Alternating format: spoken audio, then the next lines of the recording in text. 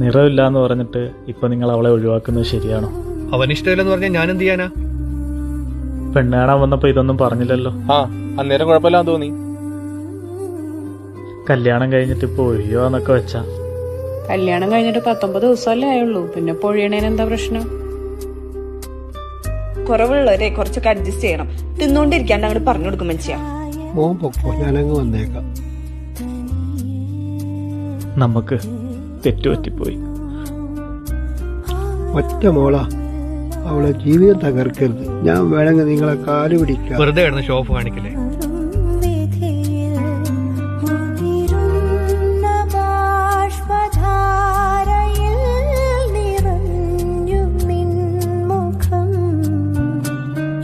വിഷമിക്കണ്ട കേട്ടോ.